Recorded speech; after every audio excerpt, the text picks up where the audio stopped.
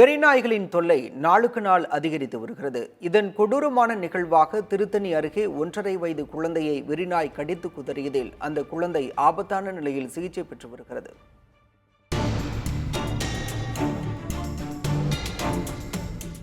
திருவள்ளூர் மாவட்டம் திருத்தணி அருகே ஆர்கப்பேட்டையைச் சேர்ந்த கூலி தொழிலாளியான பழனிவேல் மற்றும் காயத்ரி தம்பதியின் 1.5 வயது குழந்தை இரவு 9 மணி அளவில் வீட்டில் தனியாக விளையாடிக் கொண்டிருந்தார். அப்போது அங்கு வந்த வெறிநாய் ஒன்று குழந்தையின் முகம் உள்ளிட்ட பகுதிகளில் கடித்து குதறியது.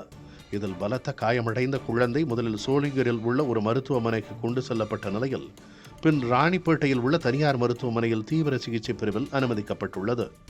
குழந்தைக்கு நேரிட்ட நிலையை உறவினர்கள் பதற்றத்துடன் பகிர்ந்து கொண்டனர். குழந்தைக்கு ரொம்ப சீரியஸான கண்டிஷனில் இருக்குது.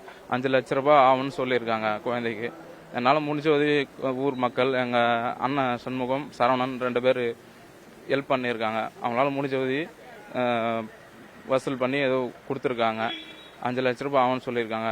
கூலி வேலை செஞ்சு சம்பாரிச்சு அதில் வர காசை வச்சு பார்த்துன்னு இருக்கோம். நாங்கள் ஃபஸ்ட்டு சோழிங்கல்ல எடுத்து போனாங்க. இதை பார்த்த உடனே ஒன்றுமே பண்ணலாம், ஒரு இன்ஜெக்ஷன் கூட எதுவுமே பண்ணல. அப்புறமா மூக்கு அப்படி தொங்கி போச்சு. இந்த இதுவே தொங்கி போகிற வழிக்கெல்லாம் ரத்தம் அப்படியே பண்ணல. நாங்கள் கையை வைக்க முடியாது, நீங்கள் வெளியே வேறு இதுக்கு எடுத்து போனாங்க சோழிங்கரு. பெற்ற குழந்தையை இந்த நிலைமையில் பார்க்க முடியாமல் பெற்றோர் துடித்துக் கொண்டிருக்கிறார்கள். ஆசையாய் பெற்று வளர்த்த குழந்தை என்பதால் கையில் இருந்து இறக்கு விடாமல் இருந்த தாய் சற்று கவனம் திரும்பிய நேரத்தில் வெறிநாயின் கோரப்பிடியில் சிக்கிவிட்டது. இதுபோன்ற வெறிநாய்களை கட்டுப்படுத்த நடவடிக்கை எடுக்க வேண்டும் என்று குழந்தையின் உறவினர்கள் வலியுறுத்துகிறார்கள். புதிய தலைமுறைக்காக ஒளிப்பதிவாளர் அசோக் குமாருடன் செய்தியாளர் குமரவேல் மற்றும் நாராயணன்.